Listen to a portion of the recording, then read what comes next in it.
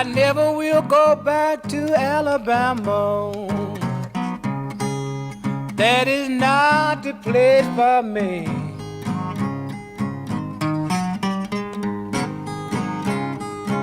I never will go back to Alabama. That is not the place for me.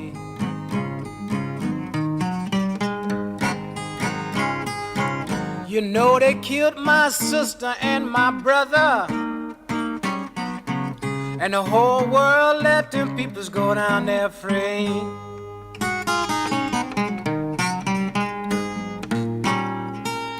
I never will love Alabama. Alabama seem to never have love for me.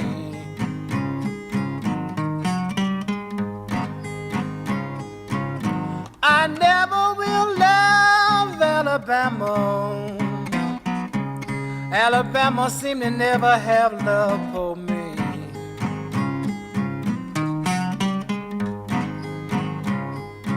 Oh God, I wish you would rise up one day, lead my peoples to the land of peace.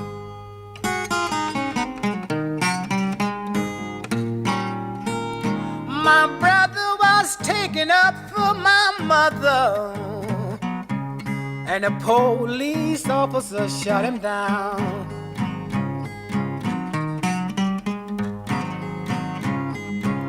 My brother was taken up for my mother, and the police officer shot him down.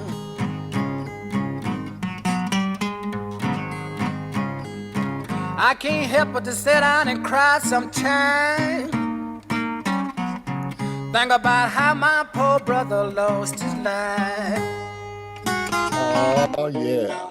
Just a little bit of some Alabama blues on this night of the Rhetoric of James Cone class, the Rhetoric and Theology of James Cone. I am Dr. Andre Johnson, Associate Professor of Rhetoric and Media Studies over at the University of Memphis, and the visiting scholar at Memphis Theological Seminary. And we welcome you to the fourth night of our guest lecture series in the African American Prophetic Rhetoric class at Memphis Theological Seminary, the Rhetoric and Theology of James Cone. We are so indeed honored and privileged to have as our guest lecturer tonight, Dr. Tom Fuerst. Before I introduce him, I do want to just say again, many of you have commented, been watching these live guest lecture series, and many of you have been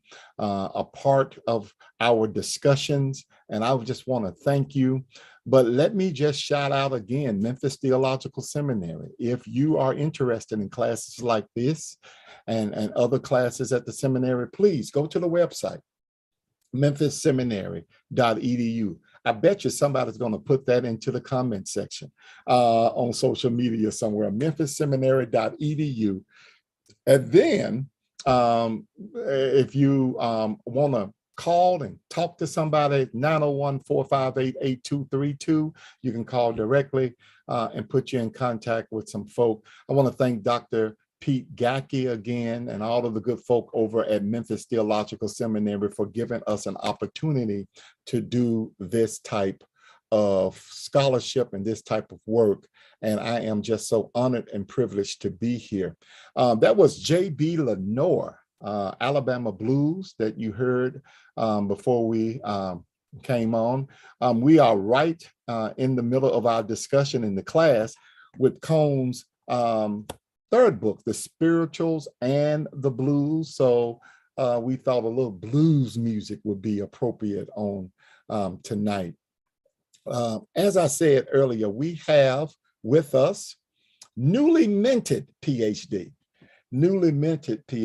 and it will, I guess, become official in a official ceremony sometime in August. I think it's August 4th, but I bet you Tom Fuerst knows when it is, that he gets hooded, and I would have the privilege of hooding him on that day. Dr. Tom Fuerst is the lead pastor of Bluff City Church, a United Methodist church plant right here in Memphis, Tennessee. He received his BA in Biblical Studies from Hannibal LaGrange University, an MA in Religious Studies at the University of Missouri, and an MDill from Ashbury Theological Seminary. And then, of course, he just completed and defended his dissertation, his PhD in rhetoric from the University of Memphis. I was so honored to serve as his advisor, and I am just so honored and privileged that he could actually be here on tonight. So, Brother Tom, thank you again for coming. And I know that we are going to have a wonderful time listening to your presentation on tonight. Thank you guys for having me, and ladies for having me. Just want to start off and say, I don't think Dr. Johnson's a bootleg scholar, but at least in me, he had probably a bootleg student. And I am just super honored to be asked to do this. I do not take for granted this opportunity. So thank you all. I just want to let you all know, particularly if you're in the class, I'm about to share my screen as I get started. And I would invite you, I can lecture this whole time and I have plenty to say, but I would invite you, just know you can unmute yourself and ask me some questions. I probably won't see the chat because I'll be sharing my screen, but you can certainly interrupt me if you have something to say. And so I'm going to go ahead and share my screen now so that we can go ahead and get started. Let's do this. Okay, so my interest, I really think this is relevant tonight. I'm guessing Dr. Johnson did this on purpose, but I don't think that we can talk about prophecy without talking about poetry, and in particular when we're talking about poetry in an American context, and this is pretty relevant to the blues, a sort of medium whereby deep emotion and deep feeling, deep grasping with reality and truth telling is told.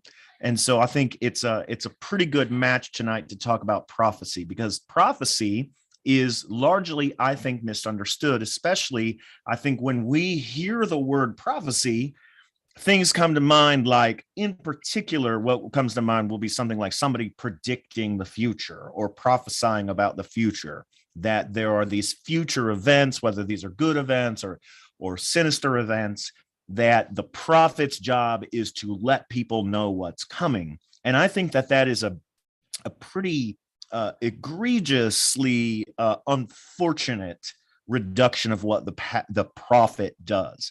The prophet is first and foremost a poet. He's writing music.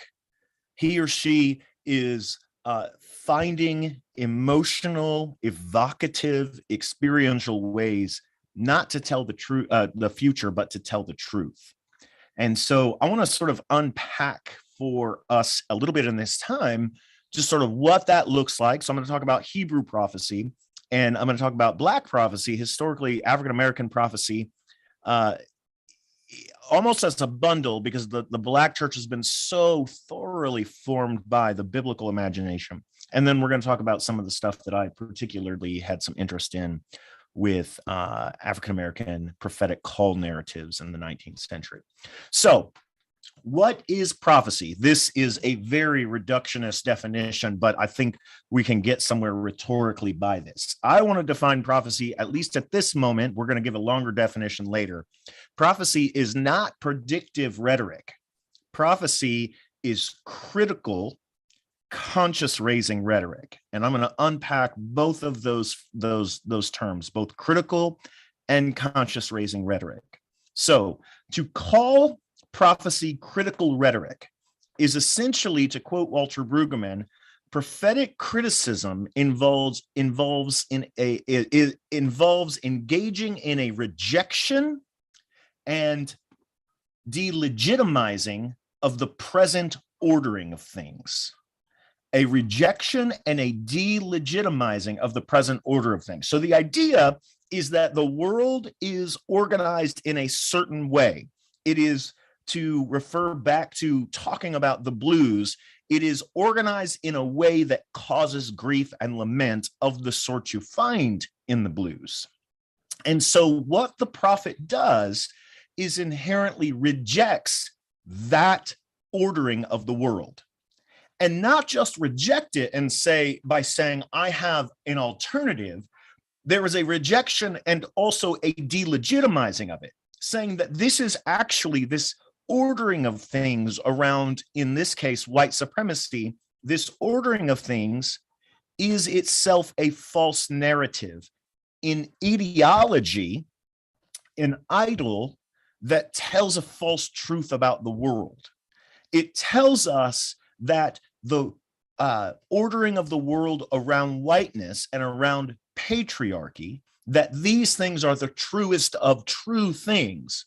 And the prophet comes along and says, no, that idol constructed before you, I not only reject, but I criticize, undercut, and deconstruct it as actually a false narrative that is, in the end, hurtful to how God would, how God intended the world to be shaped.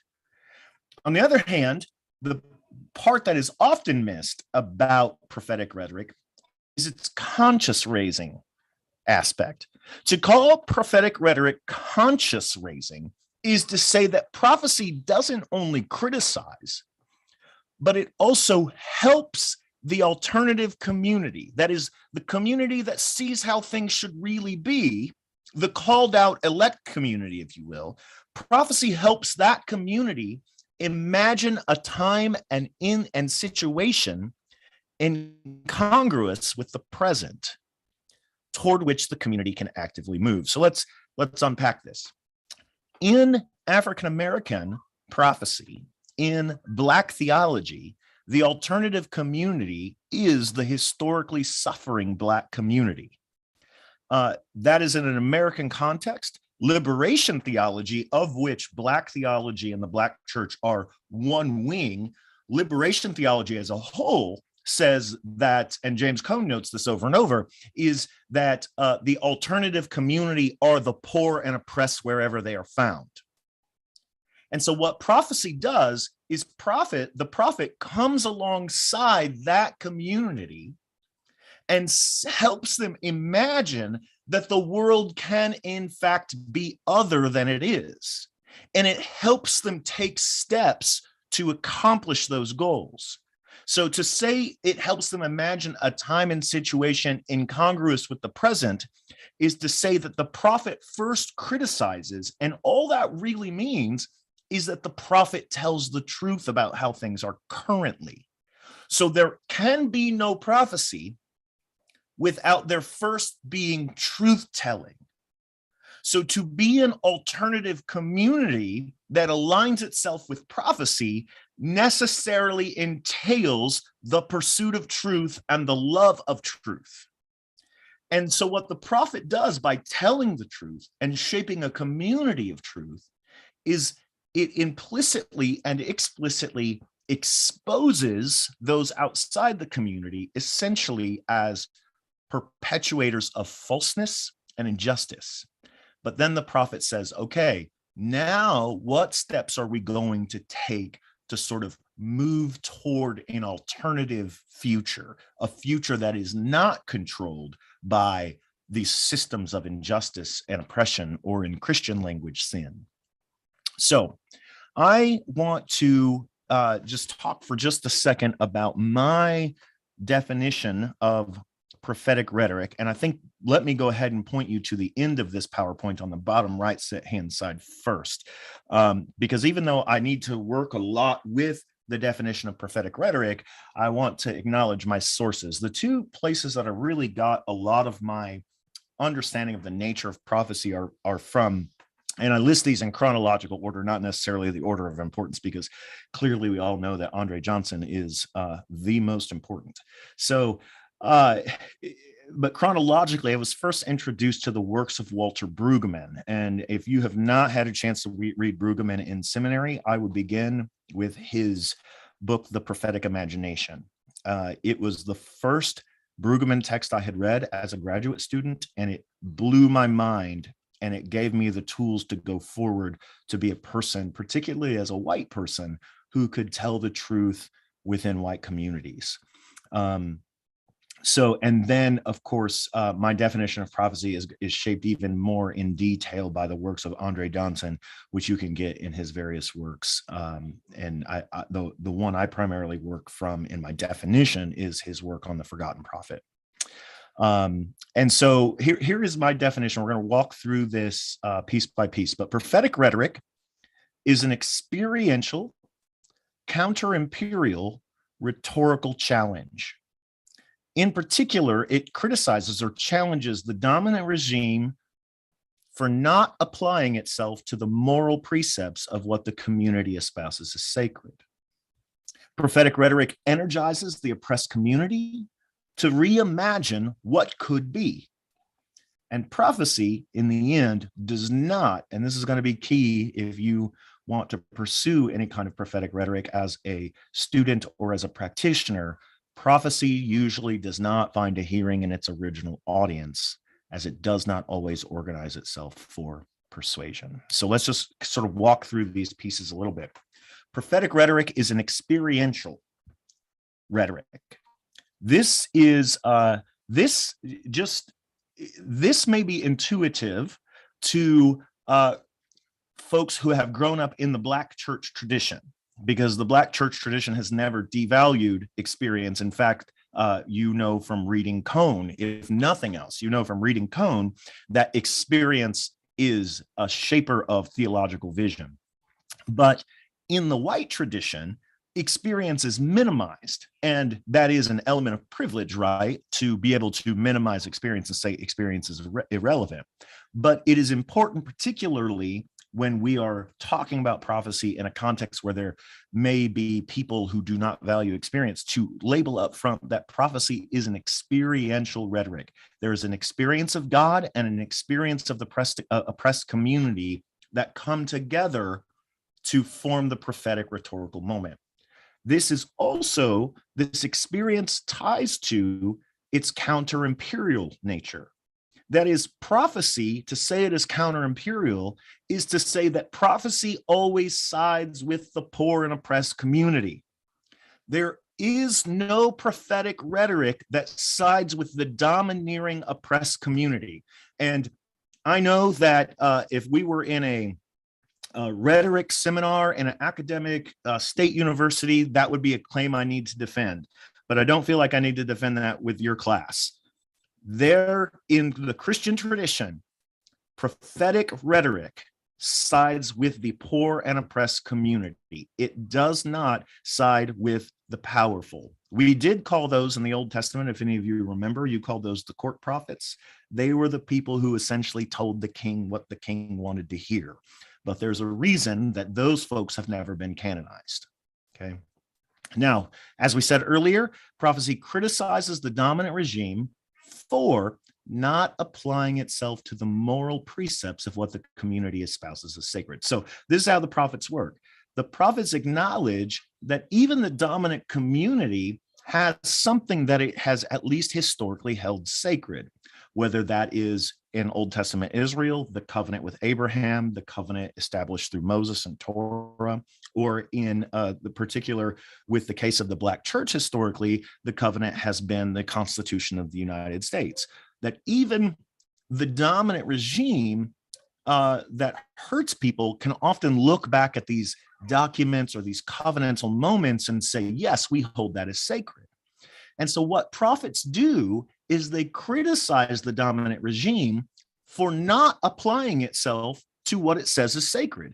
So you would have the prophets in Old Testament Israel would say, listen, all of us, we are all circumcised. We are born into the covenant of Abraham, and yet you are exploiting the poor and powerless in Israel, and God is going to bring judgment on that. Or in the case of the Black church tradition, historically have said, hey, listen, white folks, the Constitution has espoused equality for all people, and you have not lived up to the claims of the Constitution. And so what prophecy often does is it calls the dominant regime to account for their refusal to do what they know they're supposed to do. There is, at least in some sense, a shared sense of the sacred that comes into play. Also, as we noted, it energizes the oppressed community to imagine what could be. I already noted that.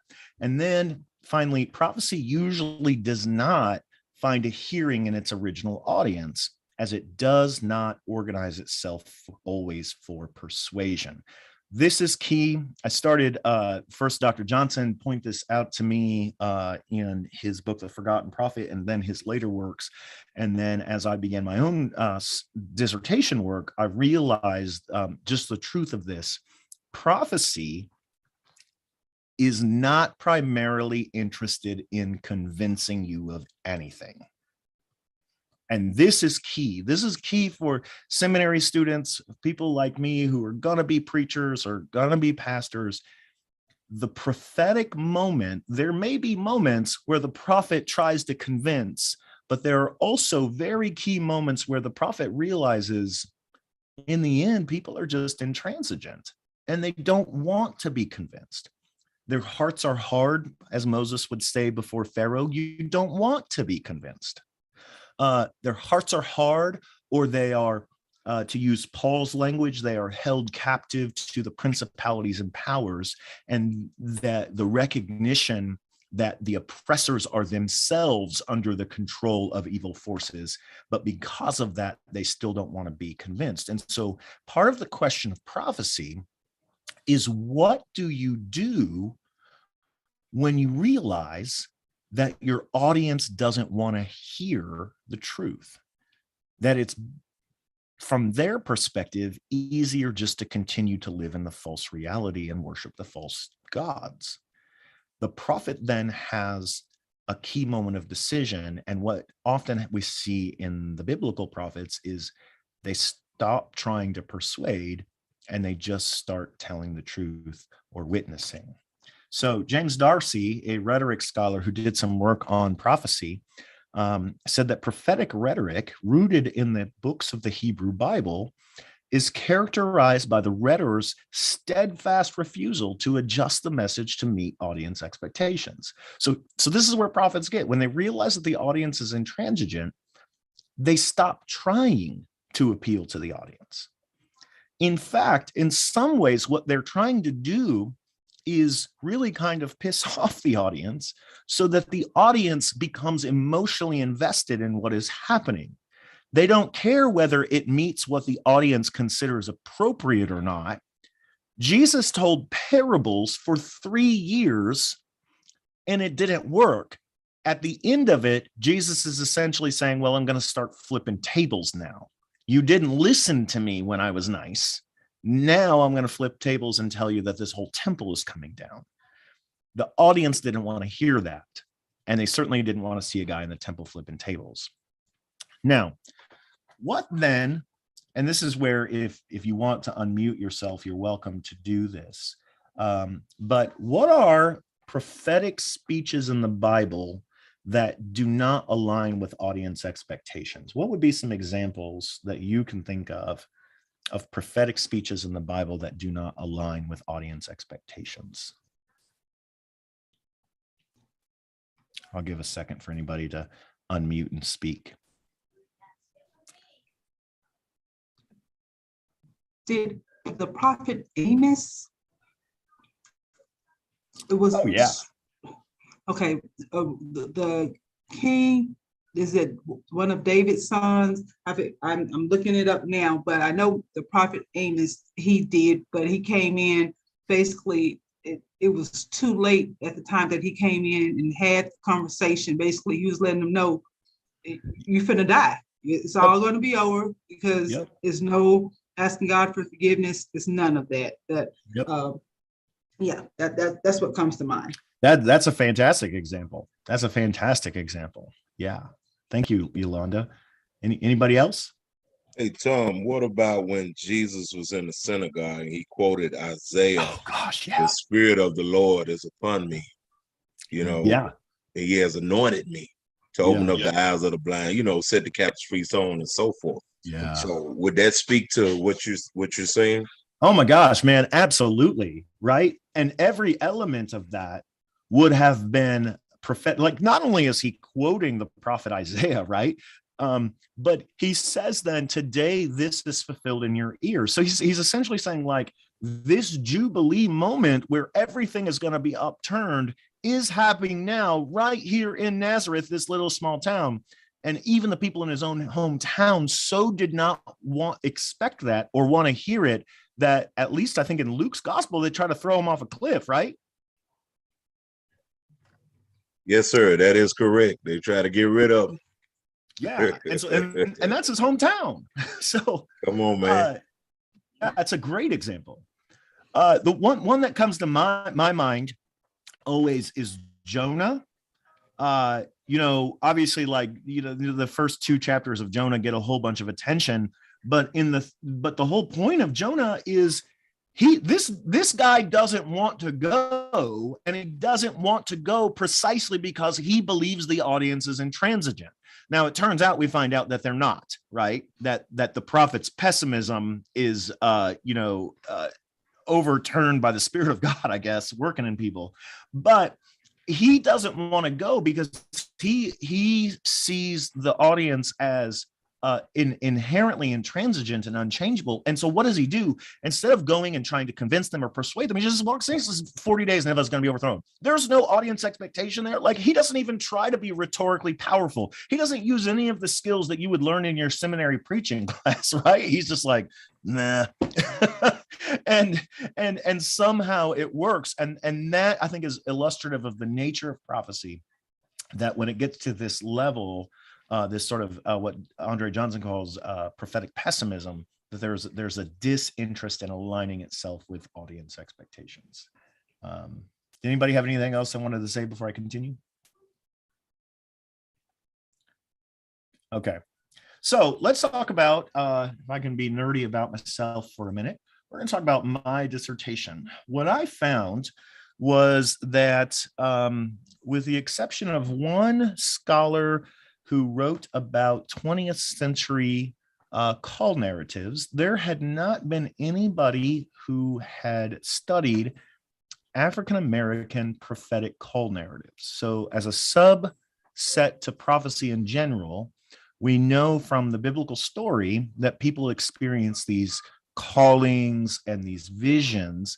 And so what I wanted to do was do something that I hadn't really seen done, which was examine the call narratives themselves. And so my dissertation essentially had 6 chapters, as dissertations tend to, and I really focused on 19th century figures, Mariah Stewart, Richard Allen, who is a Methodist, so I'm interested in him as a Methodist, and he was really into the 18th century as well. Julia Foote, who was fascinating, and then of course the classic narrative of Nat Turner. And so here are a couple of things that were just of note about 19th century African American prophetic call narratives. As I said, they were understudied and overlooked. 2, they were biblically intertextual. So if somebody wanted to study these texts, you first really need to know a good amount about the Bible, because it's not just that they're quoting the Bible, sort of saying, okay, now I'm going to quote from Mark 2 or Isaiah 6. They're actually subtly quoting the Bible, and sometimes they're framed really by the King James Version a lot of times. And they're subtly quoting the Bible, and not just quoting it, but actually embodying it. So to understand Christian call narratives and African-American Christian prophecy, you have to sort of also have an understanding of the incarnation and how the body matters to this experience. And what they do, these call narratives address the questions of a communal authority. Who has authority to speak for God in a community?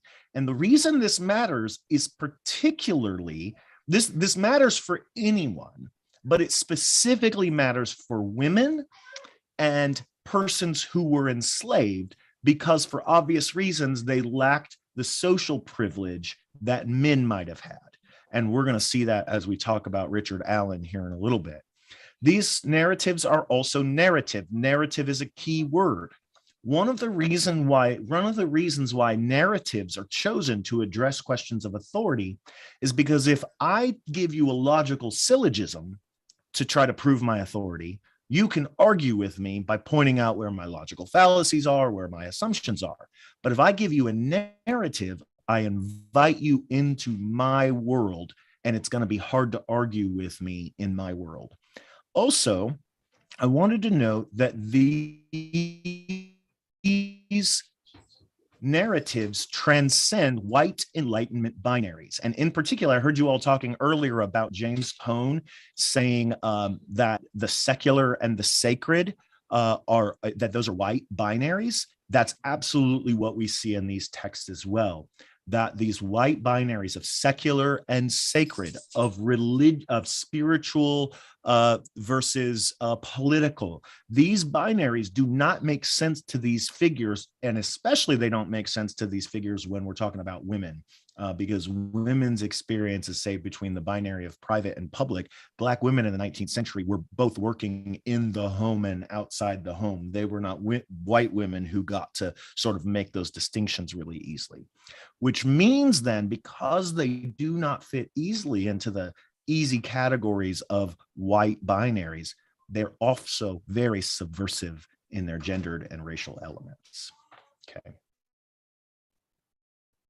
So here were my objectives: examine the rhetorical tactics of the 19th century African-American prophetic traditionally, specifically those in the prophetic culminaries that I mentioned earlier. I wanted to critique the way our discipline of rhetoric categorizes certain things, particularly around white binaries. I wanted to look at the rhetorical contributions of the African-American prophetic tradition.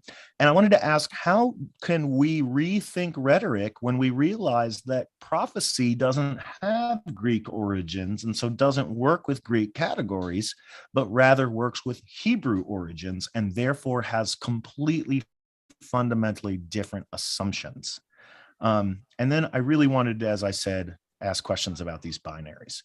So I did what is called close reading. And basically for you seminary students, this is basically, I did exegesis. So I got to put my own seminary skills to use. Now, here were my major conclusions. And Dr. Johnson, if I start to run out of time, be sure to let me know. My major conclusions were here. One, prophetic rhetoric. Okay, prophetic rhetoric questions the primacy of persuasion in rhetorical criticism by its emphasis on witness rather than effect. So as I already said, the prophet is not always concerned with persuasion, but is concerned first and foremost with telling the truth, whether or not persuasion happens. And I think this sort of overhauls some of our assumptions as a discipline. I also wanted to invite scholars to see how religious rhetoric and prophetic rhetoric have, far from maintaining the status quo of patriarchy, how religious and prophetic rhetoric can give us the language and impetus for resistance.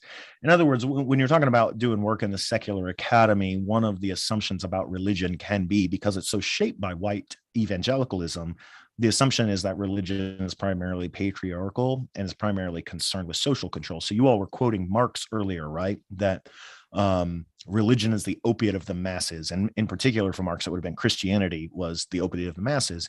And what prophecy shows us and what prophetic religion shows us is that no, not all religion is the opiate of the masses, and that there is a resistant strain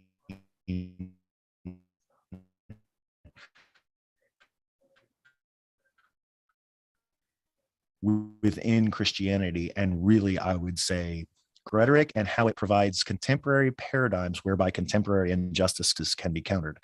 I think, an obvious example of where this is happening is that, yes, we had the civil rights movement in the 1950s and the 1960s, and I think Black Lives Matter is doing unique prophetic actions, but they are also building on what came before them. And so to understand Black Lives Matter, we have to understand the rhetoric of the civil rights movement, and before the civil rights movement, the rhetoric of the Black church.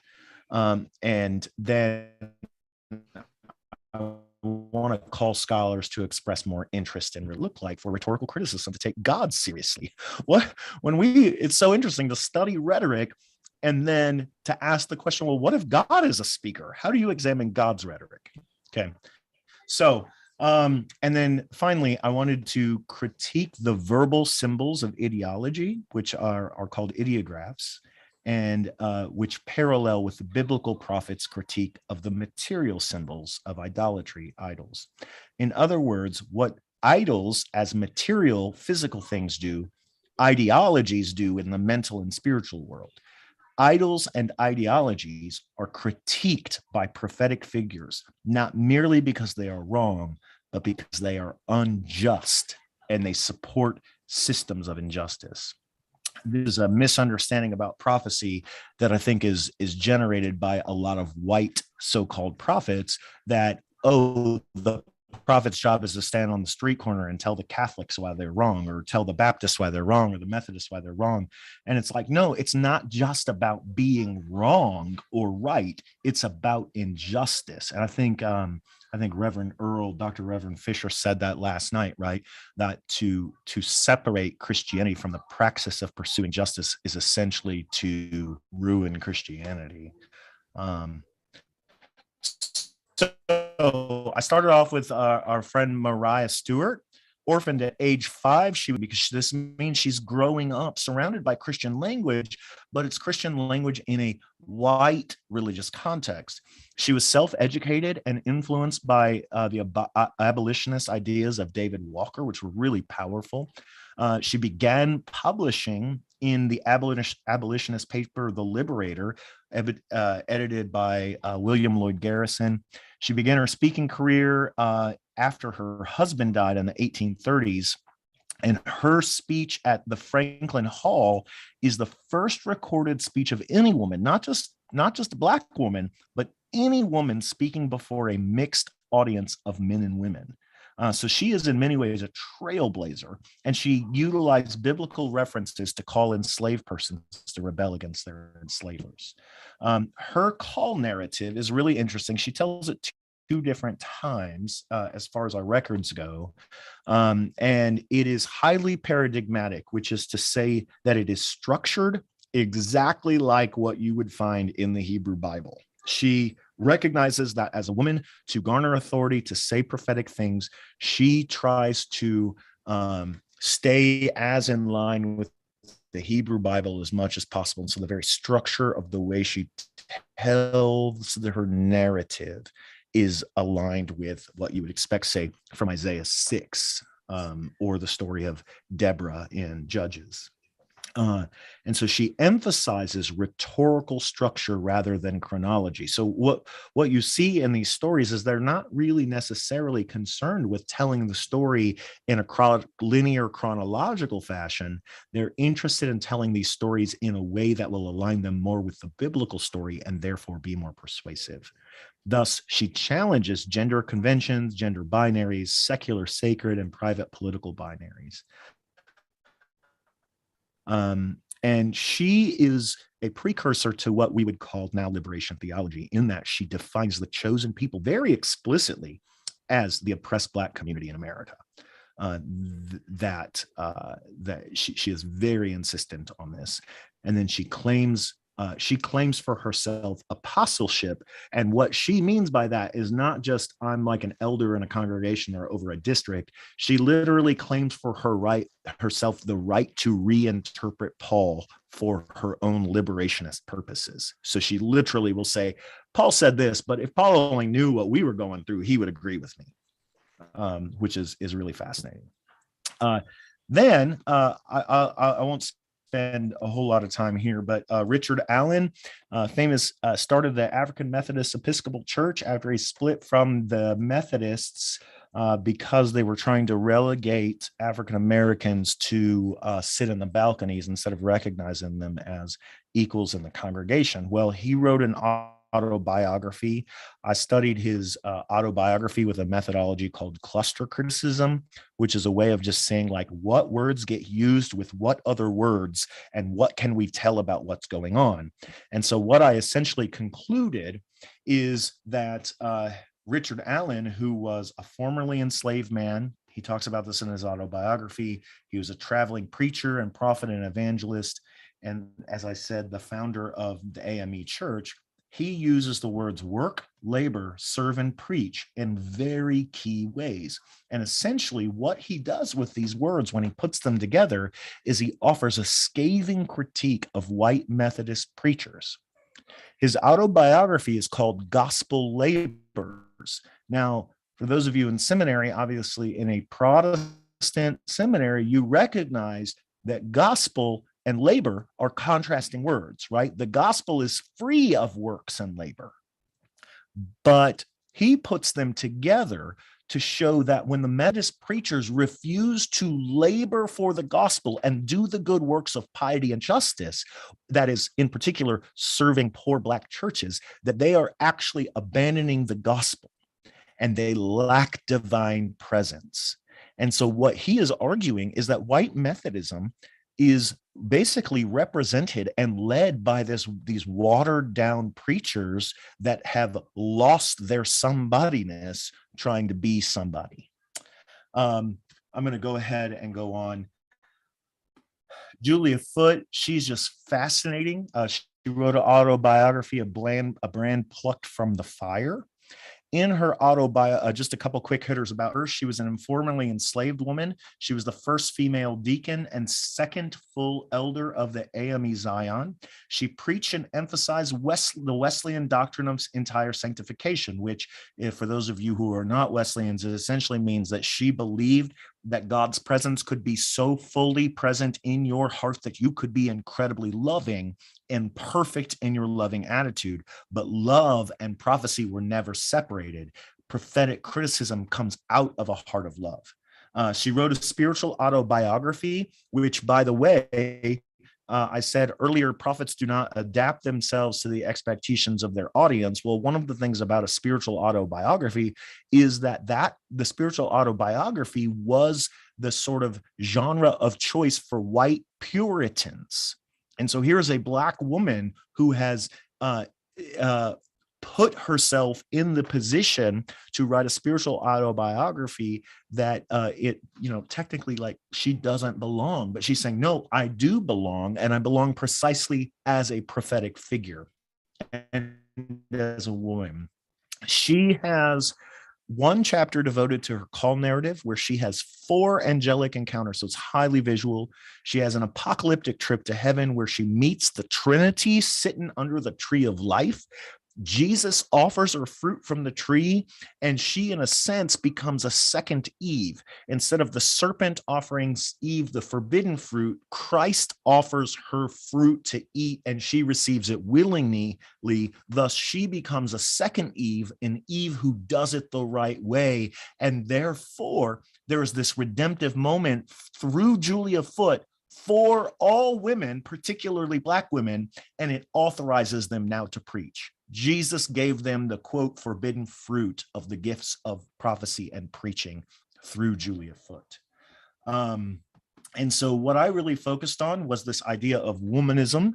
I examined Julia Foote's narrative through the critical lens of womanism. Essentially, womanist criticism says that Black women's language, acts, and liberationist efforts tend to be expressed differently than those of Black women, men, or white feminists. So we can't evaluate Black women's rhetoric the same way, including prophetic rhetoric, the same way we might a Black man or a white woman's prophetic rhetoric. And none of those can we examine the same way that we might examine, say, a white man's attempt at prophetic rhetoric.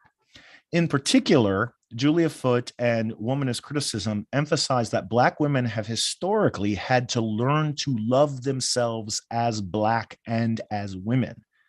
And so her autobiography and her prophetic rhetoric are largely going to be centered around this idea of self-love. Here is a woman who is learning to love herself despite everything against her. And so the primary thing here is to understand that religious experience is the primary means by which self-love happens. And so what it does is it reverses the expectations of heroine and villain, moral and immoral, righteous and unrighteous, like we saw in her becoming essentially a second Eve, right? women are the reason for the fall of all mankind. And now there is Jesus offering this woman an opportunity to be a second Eve.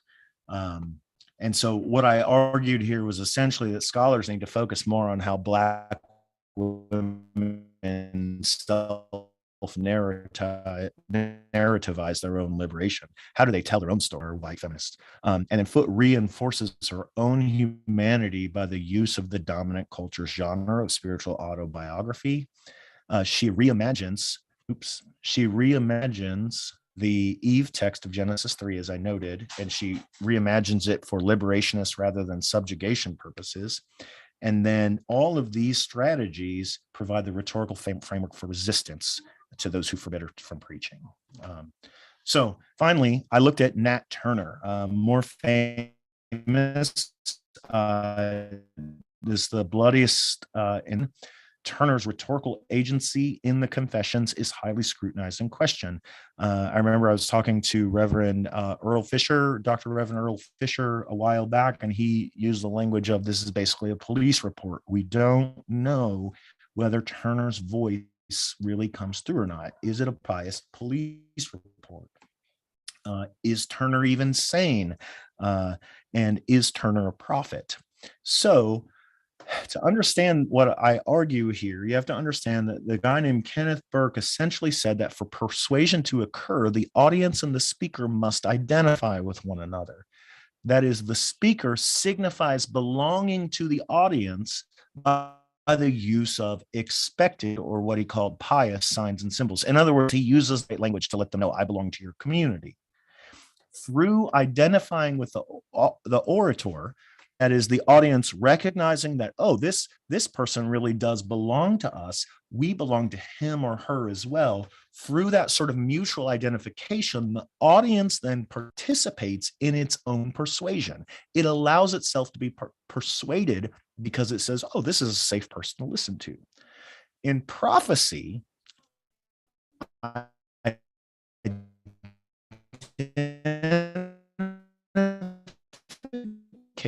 happens through a shared sense of the sacred. We, of womanist scholars, propose this idea of conscious identification when talking about Black rhetoric, not necessarily just prophecy, but Black women's rhetoric. They said, how is identification used by oppressed communities to resist their oppressor? What does it look like? Or the oppressed community identifies the cues from the speaker seeking identification, consciously, intentionally reinterprets them for their own liberation. In other words, what they're talking about is when a person from the dominant culture, say a white man, speaks to a Black woman, how does a Black woman acknowledge that the white man wants to persuade her to do something? How can she verbally or audibly recognize that and reinterpret her words, his words, for her own advantage? In other words, there is a sort of subversive identification that happens that requires an exhaustive knowledge of the oppressor's rhetorical strategies. Now, here's how this applies to Nat Turner. Turner consciously identifies with the goals of Thomas Gray. That is, he knows that Thomas Gray wants to use this as a police report to make Turner look bad. And so Turner is able, because he knows the manipulative tactics that Gray is going to employ, this enables Turner to subvert Gray's agenda. He understands that Gray's audience are white Christians who will fear apocalyptic rhetoric. And so what he does is he uses rhetorical signs and symbols, prophetic rhetoric, apocalyptic rhetoric, to resist and instill future fear in Gray's readers.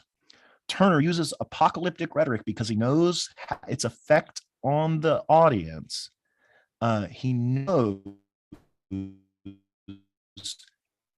that this is key. The threat of this was with white Christian rhetorical piety because they had their own call narrative genres. And thus, I argue that Turner has a lot of agency in here. You just got to kind of dig to find it, that he's actually subverting. So Conclusions. Turner does not distinguish between spiritual and political ends. For him, there is no secular and sacred. They're the same. 2, prophetic and apocalyptic rhetoric are not otherworldly genres. Doesn't matter what Left Behind says, they're not otherworldly genres. They are this worldly genres. Call narratives offer profound insights into liberationist theology and resistance. And then finally, prophecy's audience is often intransigent, which decenters persuasion and the critical engagement. And once the prophet recognizes that, they're able to subvert the audience's intransigence. So thank you for letting me lecture for you.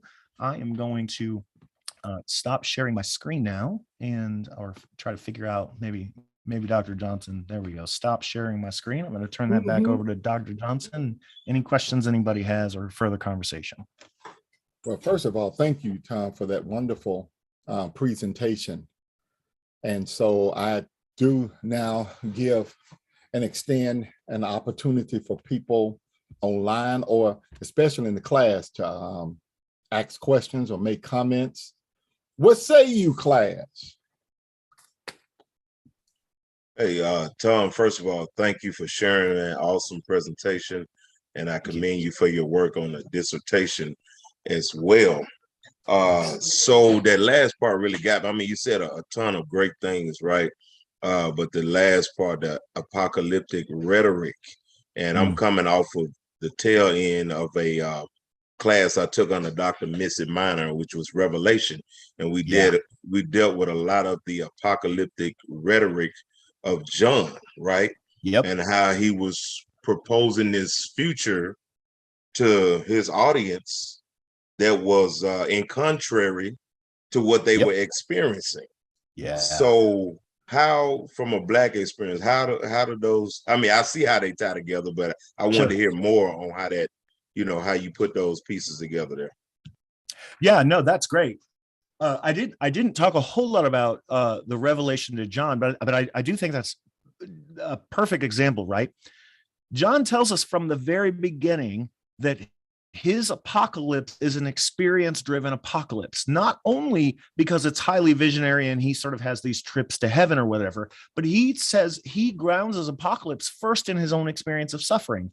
I, John, was on the Isle of Patmos, exiled. So he is distanced from the dominant community, from any kind of support that he has or whatever. And so he is telling us from the very beginning, to understand the nature and genre of apocalyptic rhetoric, you have to understand the nature of being an exilic community in the midst of a dominant regime, right? And so when Julia Foote does this, or when Nat Turner does this, they are understanding apocalyptic rhetoric in a way that aligns very strictly and very concretely with what John was doing, with what Daniel was doing in exile in Babylon, right?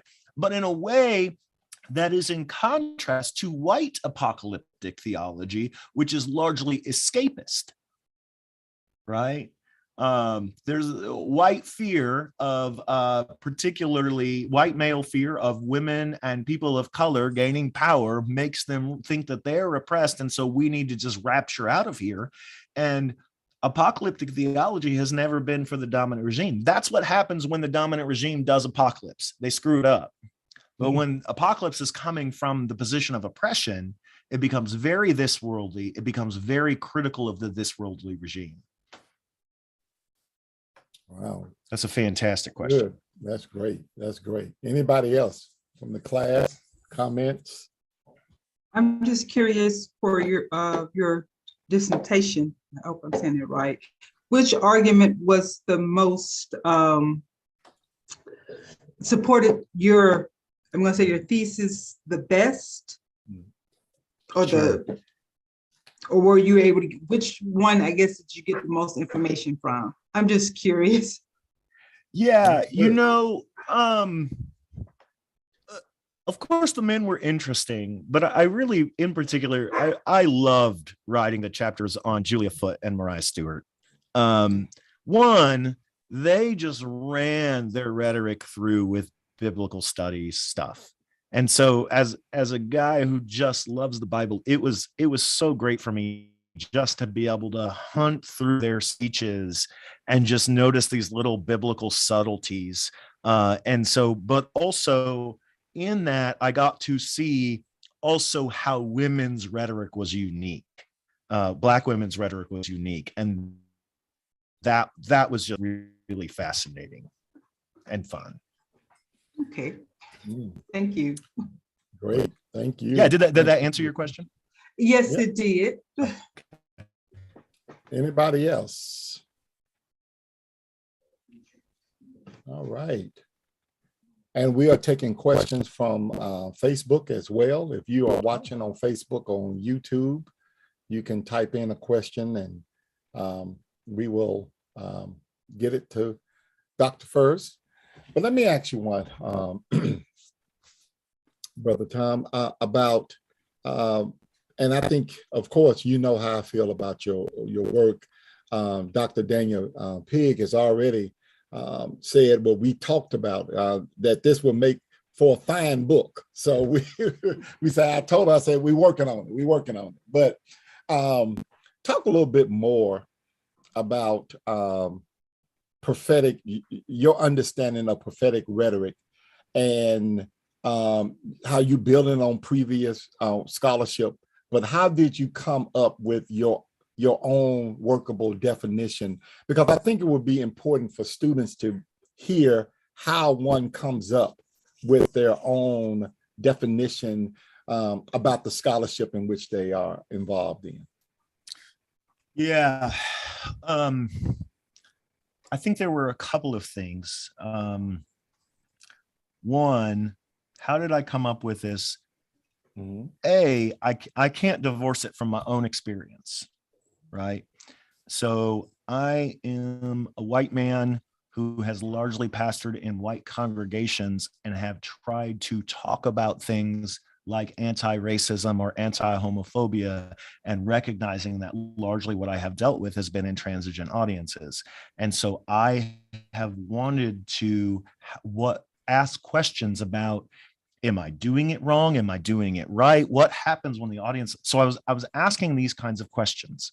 And this is where I became interested in the nature of prophecy and Walter Brueggemann's work around that the prophet criticizes and energizes, criticizes the present regime of injustice, energizes the oppressed community toward an alternative future.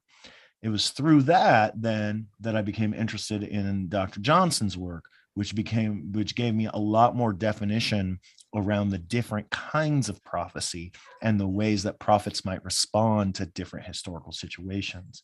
And so really my definition of prophecy is, at least academically, is built 99% off the work of Dr. Johnson, Walter Brueggemann, Abraham Heschel. But then I sort of coupled it, and I think this is maybe really appropriate in a seminary conversation, is I coupled it with my own pastoral work, that I was in a community experiencing these things, in a community trying to rhetorically help people move along. And I realized some people were really ready to get on board and some people wanted to fire me. And so dealing with that sort of juxtaposition within the same community, this is why, even I did this PhD in rhetoric, Dr. Johnson and I were talking about it, and like, at least for the immediate future, I don't have any plans to go specifically and work in the academy, because I still want to have a foot in the church, because I still believe in the church, but I believe in it in a way that says this is a community that's supposed to witness to the truth, not necessarily a community that's always the best at living it. And so engaging that. So I would say, as you all talk about at MTS, right? Like, it's scholarship and piety together. Is that kind of getting at what you were asking me, Dr. Johnson? I can't hear you. Is he muted to everybody else? I'm sorry. Yeah, I guess I was muted. I'm sorry.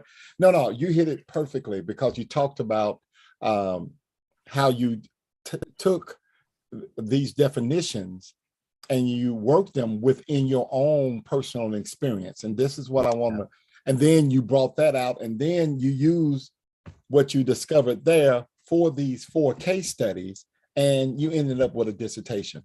And every now and then I want to have students to understand, the working, the behind the scenes working on how, you do this type of work and do this type of scholarship. Well, and if I could add to that, then I think the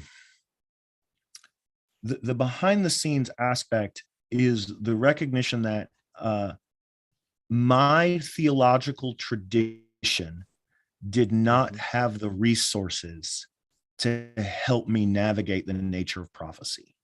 And that is a really hard thing for me to say.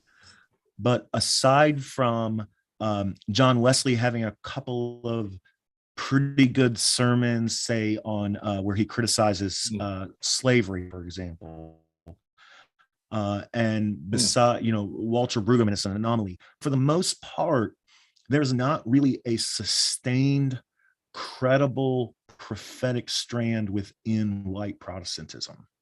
And that meant that my resources were very few. And so one of the reasons I became particularly interested in African-American prophetic rhetoric was because there were rhetorical avenues for resistance and creativity and imagination that I was not encountering in my own tradition. Wow. All right. And class, we talked a little bit about that on yesterday, and I shared my own experience in doing the Black Lives Matter, All Lives Matter book with Dr. Egger. And I shared with you those same type of findings. And it's just like, wow, this really surprised me in a lot of places and spaces as well, too. So we got time for one more question. I don't see any question on other than comments. Dr. Fuerst, you are very interesting. Great job educating us all up on the social media. I told you about Dr. Peg. And there are people watching and sharing and just enjoying the presentation. We got time for one more question or comment. I'm going to make one. Oh, go ahead. Go ahead. She's a student. I'm going to let her go first. Oh, no. You go ahead. I just want to thank you for your study. And it brought clear why, as a student in a white seminary, as a Black preacher who was preaching before going to seminary, why often the preaching classes posed some difficulty.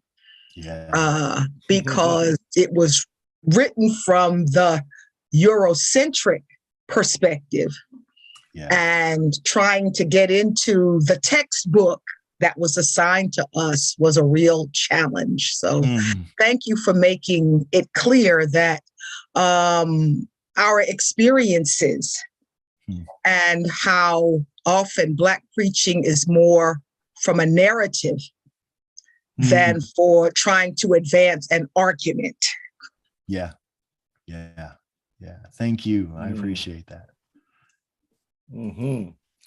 What I was going to say was, go ahead, Dr. Johnson. What I was going to say, it kind of ties into Dr. Johnson, what we were speaking about last night in regards to my little chapter in regards to what propels or what motivates a person to do what is hard. And for you, definitely being in the environment that you're in, and even with you just saying that, you points of possibly being fired, and to have that living over your head because you're trying to do the right thing. What would you say pushed you to say or have the courage to go outside of the norm of the box or the spectrum that you preach from? What caused you to have that courage? That's a great question. Let me just give a brief answer. but I think I grew up in white, rural, poor Missouri. And what I realized, being the first person in my family to go to college, the first person in my family to get a degree and to go to graduate school, I began to realize that the religious, social, systemic, economic injustices that I was reading about in the experience of Black folks were also at play in the oppression of poor white people. And I realized that there was a lot of overlap. And what I felt like was that I was lied to. And I felt like the people that white folks largely participate in their own oppression, right? So as a pastor, the whole idea of preaching a sort of a white pastor preaching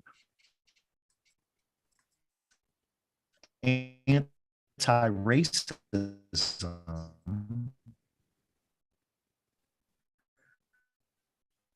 it's not it is very much about from oppressive actions and the way that poor white people in particular are oppressed by wealthy white people. So for me, like there's just a whole complex of what's the term I'm missing? Intersectional oppression that is happening in various ways.